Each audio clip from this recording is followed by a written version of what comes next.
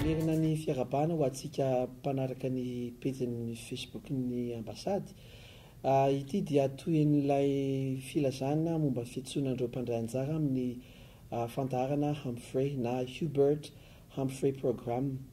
Izy ity moa dia fandaharana asa izay vokarin'ny ambasady amerikana.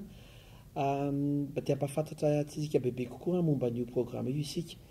Dia misy manana vahiny isika androany izay efa nandray anjara tamin'io programme io dia Madame Feno Randriambololo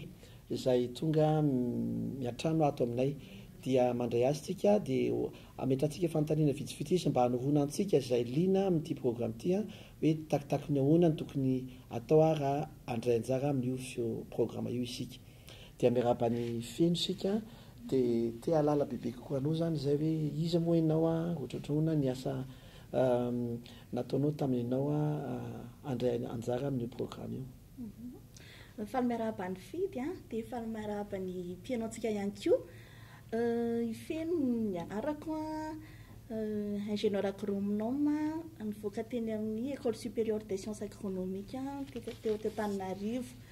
Vao navita fianarana dia niasa roa taona aloha tao amin'ny association Atrika Meva mpanentana teny ambanivohitra, teny amin'ny tontolo ambanivohitra zany nataoko. Dia tao aorianan'izay mbola nanohy fianarana ihany nanao DEA environnement mikasika ny tontolo iainana. Rehefa vita izay dia niasa teo anivon'ny Collé ACP. Collé ACP na comité de liaison Europe, Afrique, Caraïbes, Pacifique zany niasa niandraikitra tao dia mpampiofana zany hoe mpampiofana an'ireny orinasa mpanondrana voankazo any ivelany reny mba tratrarana zany ny fepetra izay takiana zany mikasika ny kalitao an'ireo entana izay ahondrana. Dia rehefa niasa tao zany dia nahatsapa foana hoe nisy olana, zany hoe nisy olana foana zany matetika rehefa eny amin'ny firanana rehefa mpamoana entana misy zavatra tsy mifanaraka amin'ilay fepetra dia teo nanomboako tena hoe nisy tsirikevitra hoe ny olana tsy eo anivon'ilay orinasa, tsy eo anivon'ilay orinasa le omena fiofanana zany fa any amin'ilay mpamokatra any fotony mihitsy zany ny olana. Dia izay no nahatonga nanao nandray anjara tao anatin'ilay Humphrey programme dia mikasika ny fampandrosoana ny any ambanivohitra, fampiofanana zany ny an'ireny mpanapariaka haitao reny na mpanapariaka haitao na vulgarisateur koa ny fitenana azy na ilay mpanolotra any ambanivohitra reny zany mba tena hoe androso tokoa ny olona tatsahany ambanivohitra satria any ny toeran'ilay olana. Efa nafantatra olona ve ianao nandray anjara tamin'ity fandaharana ity sa ahoana fomba nahafantaranao ny Humphrey Program? Tamin'ny alalan'ny fifampiresahana taman'olona nahafantarako anazy. Dia efa nazavainao bebe kokoa ve ilay izy sa hoe niteny fotsiny izy misy an'izao mety aminao sa ahoana fomba nahafantarana niteneny analyse taminao? Nazavainy bebe kokoa ilay izy, tonga dia nazavainy ilay izy satria ilay olona efa nanao Humphrey programme koa tamin'ny fotoanany dia nanazava izy tamin'izany hoe misy ny karazana fifantenana an-tsoratra sy ny fifantenana fangalanam-bava moa ny fitenana azy ary koa ilay test TOEFL. Dia somary azonao hazavaina ary ve izao hoe ahoana fomba niomananao fantatrao zany hoe misy an'ity fandaharana azy ity dia fantatrao hoe izao ny sokajin'olona mety afaka mandray anjara amin'ilay izy dia ahoana fomba niomananao, firy taona ianao niomana azy, ino aby ny zavatra niomaninao nahafahanao niatrika an'io fandaharana io? Fomba nanomanako anazy voalohany indrindra aloha dia ny amin'ny teny anglisy. Ny fanomanana an-tsoratra aloha dia niezaka nianatra nanoratra hoe rehefa manoratra zavatra anankiray dia sarotsotra mazava no mahitsy ary mila fandresen-dahatra. Ianao aloha zany mila resy lahatra voalohany amin'ilay zavatra soratanao ao dia izay ianao vao afaka mandresy lahatra ny hafa. Mikasika ny fitenenana indray zany hoe fangalanam-bava indray dia eo amin'ilay niezaka hatrany zany nandray anjara mavitrika tao anatin'ny sehatra izay ahafahana ny teny anglisy. Ohatra fotsiny izao eto anivon'ny Masivo Amerikana misy ny fitoerana fampahalalam-baovao ny tenenako anazy ny Information Resource Center tao anatin'ny Friday Talk ary koa nisy ny English Club. zay zany ny fomba firesahana aloha dia mikasika ny fanomanana ny test TOEFL indray a dia nanantona ny EDUEC a nanontany hoe ahoana ny mety fandehan'izany TOEFL zany. Dia fantatra moa zany tateoriana fa voasafidy ianao a voafantana ianao nandeha tamin'ilay programme lasa ho anay hoe ataiza ho aiza ianao ny tany sekolina nandehananao a dia nanahoana ny fisotran'ny fandaharana tany États-Unis Afrina ianao no nijanona tany a inona le reo karazana fianarana zany a izay nataonao tany a dia inabiny ahoana ny fisotran'ilay le fandaharana nandritran'izay heritaona nandehananao tany États-Unis zay. Humphrey tamin'ny taona 2014 niainga teto Madagasikara volana aogositra dia niverina ny jiona 2014 lohahevitra araka ny lazaiko teo hoe lohahevitra izay nentiko tao anatin'ilay izy fampandrosoana any ambanivohitra dia tany amin'ny University of California tany Davis no misy anahy tao anatin'ilay izy a ny zavatra tsara tsy pihana aloha zany a dia rehefa tonga any ianao satria ianao a ny tanjon'le Humphrey fandaranasa Humphrey zany a dia fivelarana arak'asa zany hoe olona efa manana traikefa zany andehananao any a dia nidikan'izay ianao tompona andraikitra feno ao anatin'ny fanapa-kevitra rehetra raisina zany rehefa tonga any a dia misy fionana amin'ireo mpanolontsaina izay matianina ao anatin'le lohahevitra tianao hiasana torohevitra daholo ihany ny amenanao fanjaranao manapa-kevitra an'ilay izy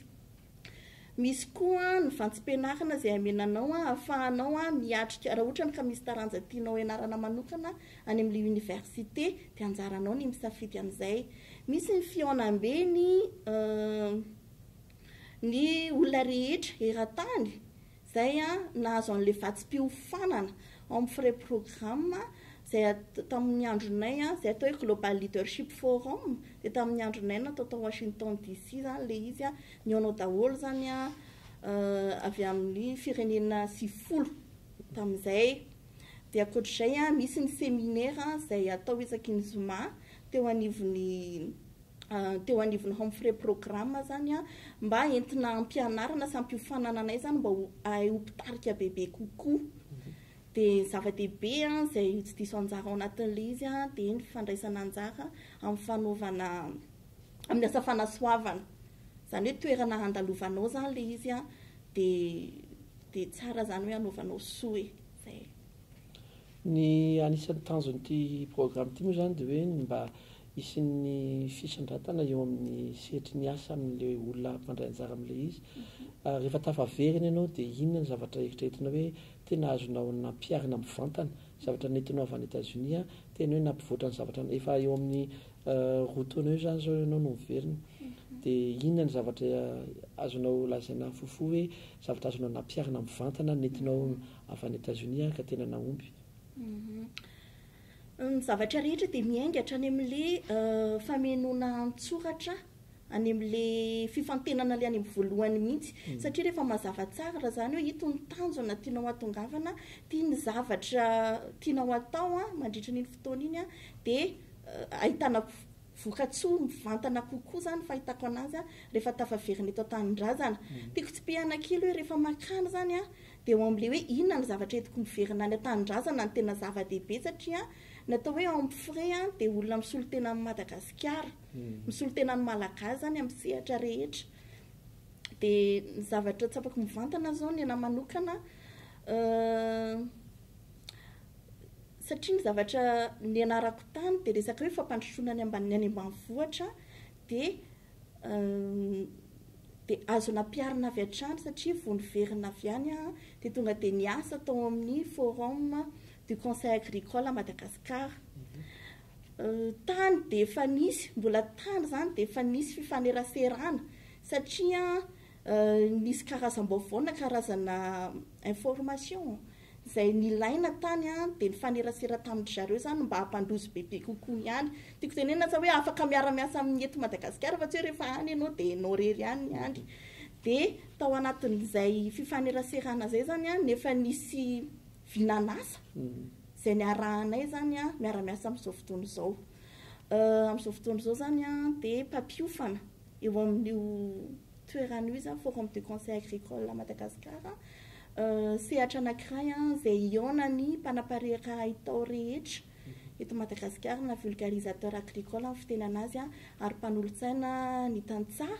dia ny zavatra tena ampiofanina ao anatin'ilay izany dia mikasika ny serasera ary koa mikasika ny fitariana leadership zany mba rehefa misy zany ataoko hoe famatsiana na asa atao any ambanivohitra zany dia mba ho tena misy fiovana fomba mampanao tokoa sy fomba fijery le tantsaha-mpamokatra any ambanivohitra zany fa tsy hoe rehefa lasa le famatsiana dia lasa very le zavatra rehetra napetraka zay. Tetodika kely amin'ilay mpanaraka ny Facebook ahako hoe rehefa inona zany ny zavatra tianao ampitaina amin'ny ho an'ireo izay mbo voandray anjara hoe raha te andray anjara izy inona ny torohevitra azonao omena azy mety mana torohevitra be dia be io fa inona ny tena torohevitra tena maika tokony ho fantaritry ny mpandray anjara raha andray anjara amin'ity ataona manaraka ity izy. Ny torohevitra zany dia azo homanina tsara le amin'ny frais programme ary tena hoe makahiranareo mihitsy zany andray anjara ao anatin'ilay izy aza mitady zavatra lavitra be amin'ilay loha hevitra satria io indraindray ohatra ny somary manahirana fa izay zavatra olana hitanao manodidina anao izay zavatra tokony ho vitanao amin'ny mahainao anao dia izay zavatra maharesy lahatra anao ihany koa izay ny torohevitra dia homanina tsara daholo satria fifantenana ilay izy ary rehefa tonga any amin'ilay toerana ka tahiny ianao zany fa ianao ilay voasafidy ao anatin'ilay izy dia tadidio fa tsy ianao ihany no mahainao anao zany no soloanao teny ihany fa tena misolo tena ny malagasy mihitsy dia tsika malagasy manana ny maha-izy azy atsika manana ny fahalalantsika manana ny traikefatsika dia fifanakalozana ny zava-dehibe. Misaotra tompoko.